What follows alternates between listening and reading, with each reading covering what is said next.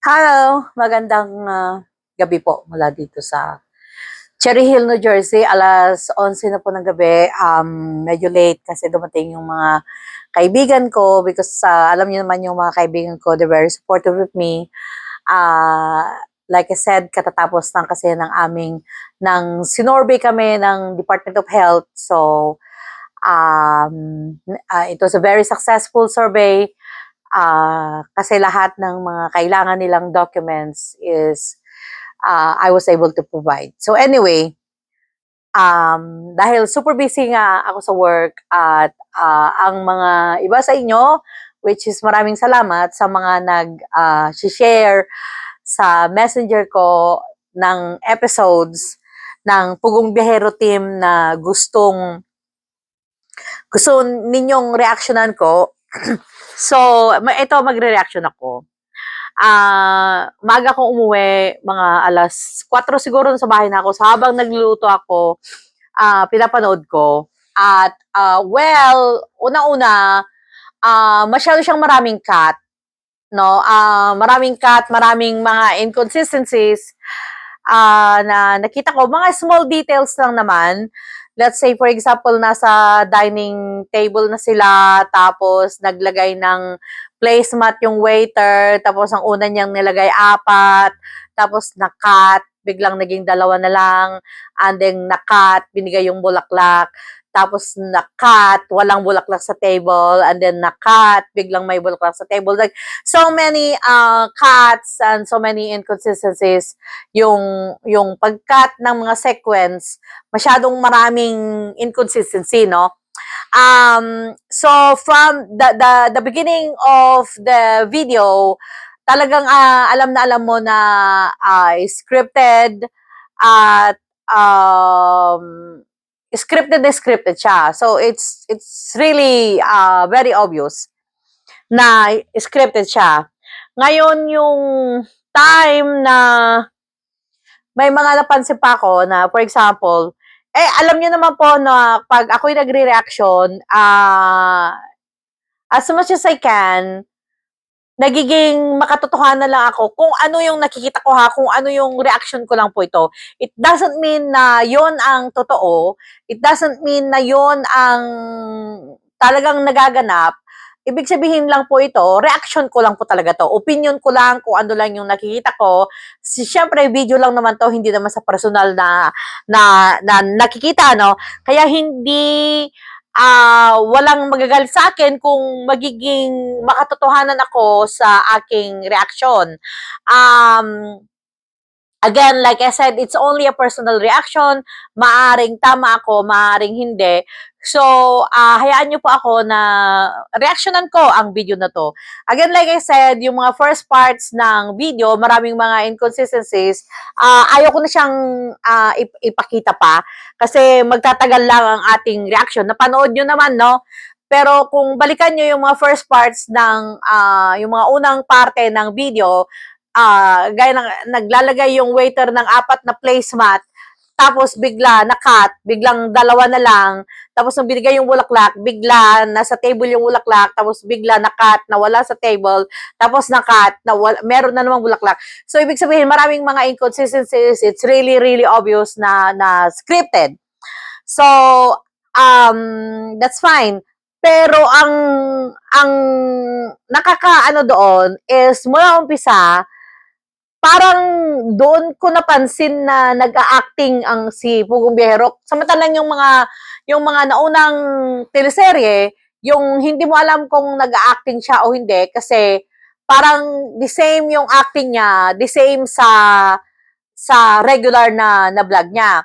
But this episode, halata mo talaga na nag-a-acting siya kasi yung pagbitaw niya ng mga salita, talagang scripted na scripted.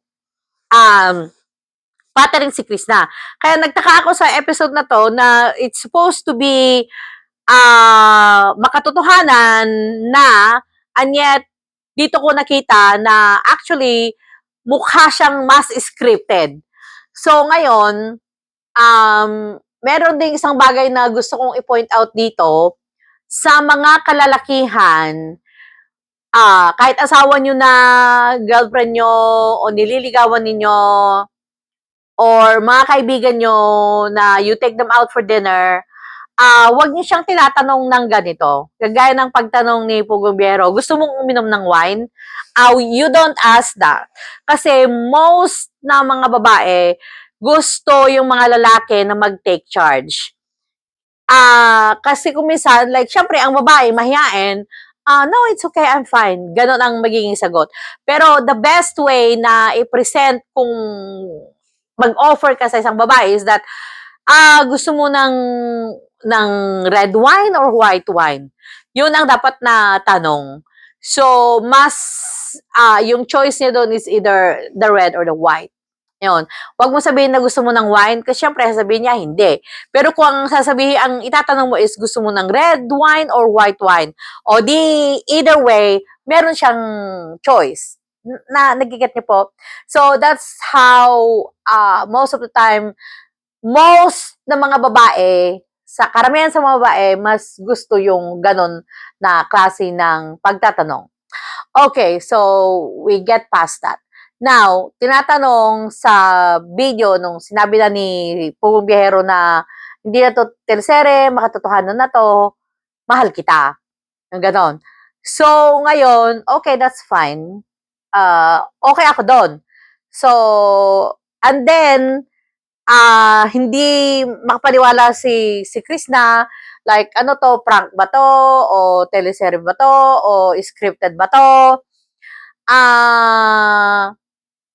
yung kahit na sinabi ni Sir Paul na mga kababayan, totoo na po to, hindi na po to scripted, medyo naging questionable kasi sa akin, dalawang bagay ang naging katanungan sa akin. Unang-una,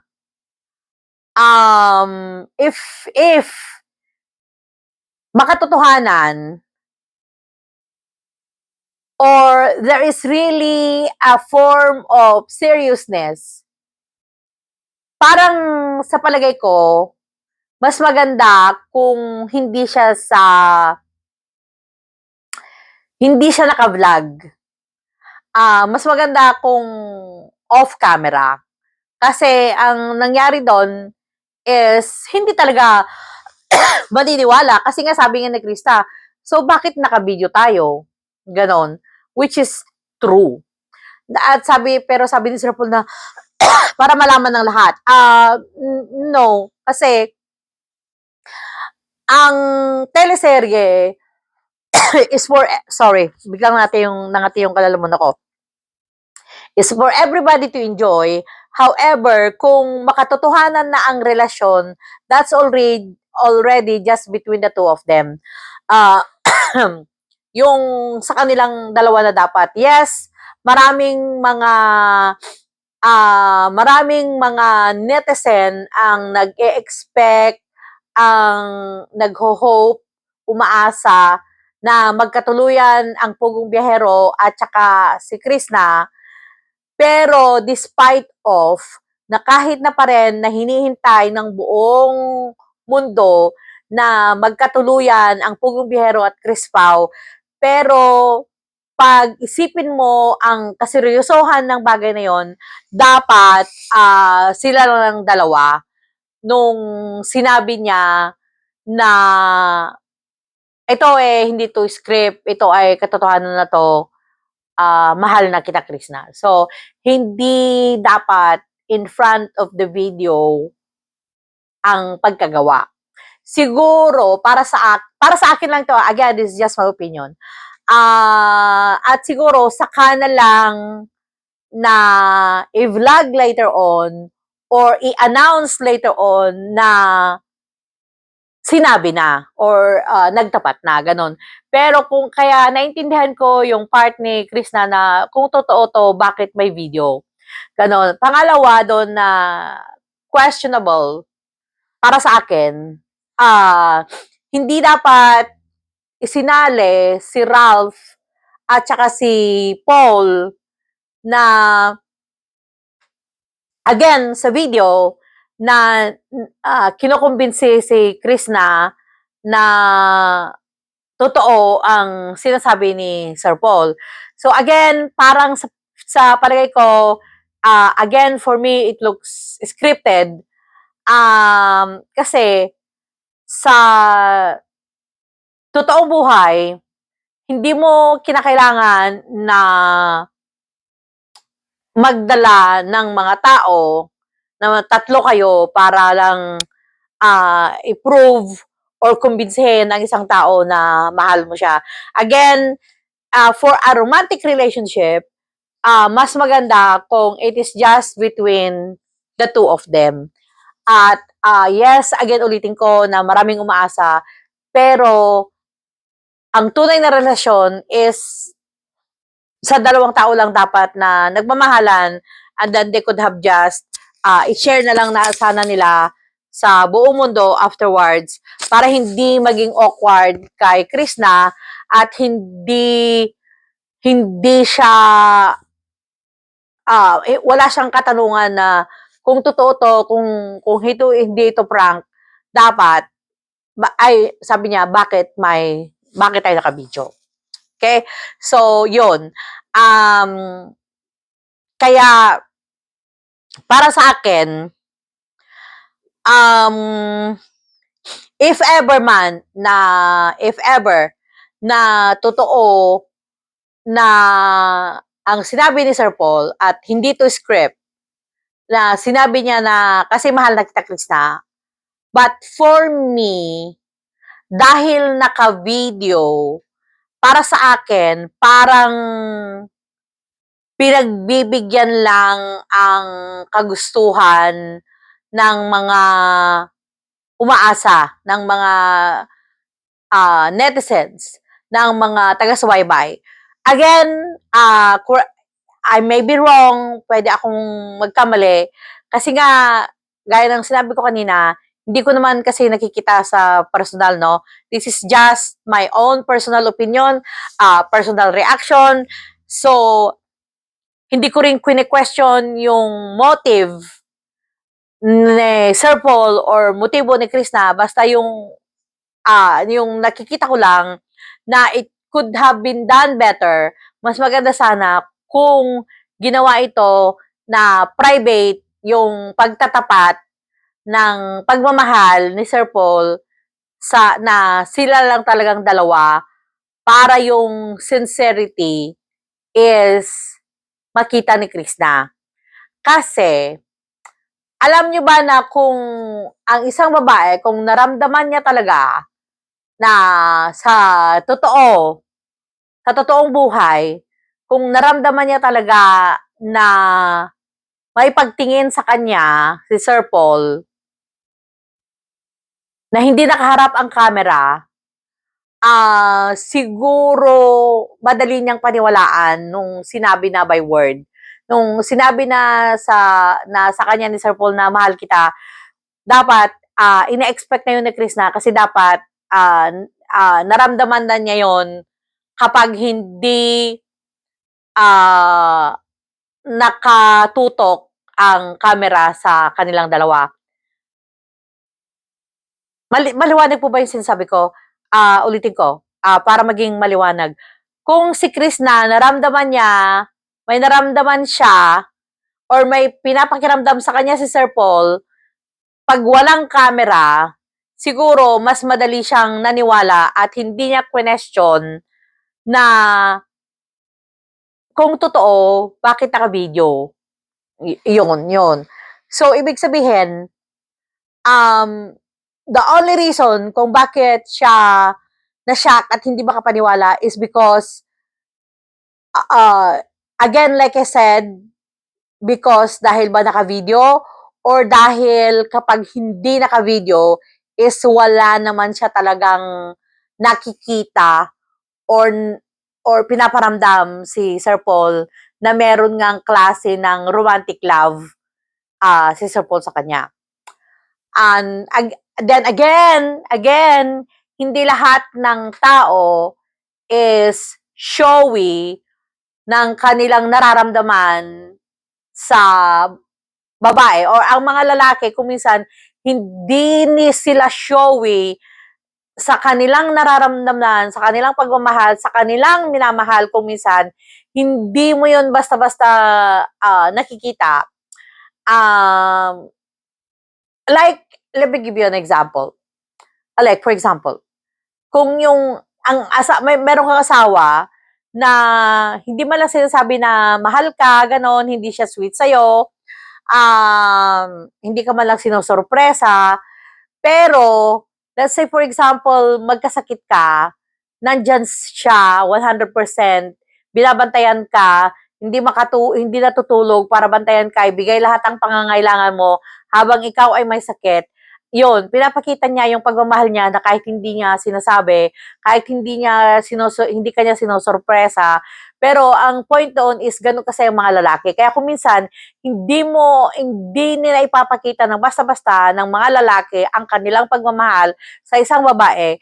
Kaya maaring yun ang dahilan din ni Krishna na hindi siya makapaniwala na totoo nga kasi nga behind pag hindi gumigiling ang camera, baka hindi niya nararamdaman yon kay Sir Paul kasi nga natura ng mga lalaki na kumisan hindi nila pinaparamdam yung kanilang totoong damdamin, pinapakita lang nila to sa ibang mga pamamaraan. Nakukuha niyo po yung point ko doon. Kaya yung katanungan ni Sir Paul sa end na okay lang ba yung ginawa ko na nagtapat ako? Walang problema sa pagtatapat niya. Pero para sa akin, hindi dapat sa harapan ng camera na gumigiling at hindi dapat kasali si Ralph and Peter Paul. Dapat it would have been an intimate discussion or intimate talk, yung masinsinan na pag-uusap na sila lang dalawa na walang nakatutok na camera at walang mga ibang tao na kinakailangan kasi para ba kasi lalo na nung lumapit pa si Ralph at si Peter Paul, para kasing lalo pa tuloy na naging script, para tuloy naging prank, lalo pang prank. Kaya si Krishna is hindi siya bumigay kasi lalo na naging tatlo sila. Alam niyo yon, yung mas lalo na hindi siya naniwala nung dumating ang Ralph at saka dumating ang Peter Paul kasi the more na parang nagpapatunay na it's a prank. So, kaya naiintindihan ko ang part ni Krishna. But anyway, makikita natin as the days go on, again, like, malapit na akong umuwi ng Pilipinas, so malapit ko nang magkita ang dalawa in person. So, maaring abangan nyo na lang ang aking video kasi baka mag-apologize ako sa inyo or sabihin ko ang iba na makikita ko in person. Kaya, yun lang po. Again, ulitin ko yung lagi kong sinasabi, enjoyin lang natin ang panonood at para walang masaktan sa dulo. No? Lalo na yung sinabi ni Sir Paul na kasi kung totoo ito, it will be awkward na magsasama sila sa isang bubong na ayun, nagtapat na siya, tapos ang mangyayari niyan kasi, paano? Kasi yun kung dapat sana, bago nagtapat si Sir Paul, sana pinaliwanag niya muna yung magiging scenario, no? Alam kong nakatira ka sa bahay, pero gusto ko lang sabihin sa'yo nararamdaman ko at sana kung hindi mo nararamdaman the same way sa akin, sana hindi to magiging awkward. Gusto ko malaman mo na ipagpatuloy pa rin natin ang ating nasimulan, ang pagtulong sa ating mga kababayan, ang pagtulong ko sa'yo, wala tong kinalaman sa nararamdaman ko, yung ganun ba? So, dapat kasi naipaliwanag yung mga part na yon. Kaya the best talaga, it was better kung ginawa ito in private and not in public. So, yun. Since tinatanong naman ni Sir Paul ang idea natin or opinion natin sa ginawa niyang pagtatapat, kaya, ayun ang aking personal na reaction and personal na opinion. So, comment down below po kung ano rin ang inyong mga komento sa ating personal reaction. Kaya patuloy lang po kayong manood at tapos na ang survey ng Department of Health sa trabaho ko. Ibig sabihin may time na ako na more reactions and more videos. Maraming salamat po sa inyong panonood. Ciao!